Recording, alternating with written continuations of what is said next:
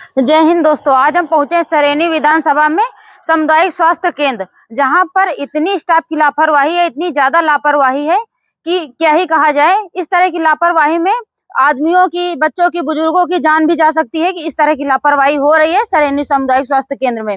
जैसे कि यहाँ पर 2 दिन पहले एक डिलीवरी का केस आया था और डिलीवरी नॉर्मल हो जाने से डिलीवरी नॉर्मल हो गई।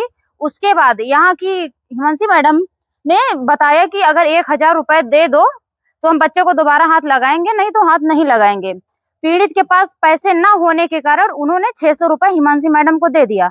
उसके बाद उन्होंने कहा कि और बाकी के पैसे, तो उन्होंने कहा, पीड़ित ने कहा कि बाकी के पैसे हम सुबह दे देंगे। लेकिन वो उनकी बात न मानते हुए बोली कि अगर आप पैसे नहीं दोगे तो आपके बच्चे को हाथ नहीं लगाएंगे, मर जाए या फिर जिए।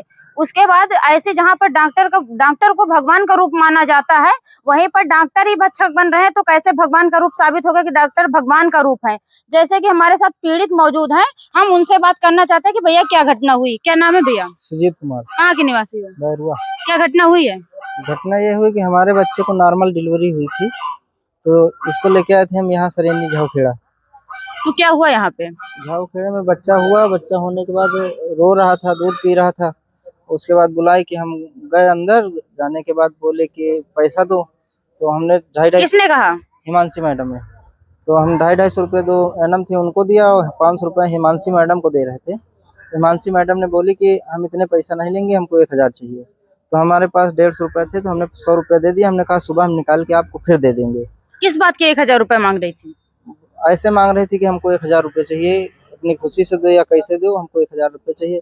तो हमने दिया। देने के बाद बोली कि 600 ले तो ले रहे हैं, लेकिन हम बच्चे को दोबारा हाथ नहीं लगाएंगे। किसने कहा? हिमांशी मैडम ने। और फिर हमारी औरत की जो बहन थी, तो उनको 3 बार बुलाने गई, तो ये गेट बंद करके सो रही थी, ये उठी नहीं अपने कमरे से। जब उठी नहीं तो यहाँ हमारे यहाँ आशा बहू थी, तो उनको हमने बताया, तो वो जाके बुलाई। तो जब देखा तो बच्चा एक्सपायर हो गया था। तो एक डॉक्टर को बुलाई, वो आला लगा के देखे तो बच्चा एक्सपायर था। तो बोले कि बच्चा एक्सपायर हो चुका है, इसको लेके घर जाओ। इसमें किसकी लापरवाही है? हिमांशी मैडम की।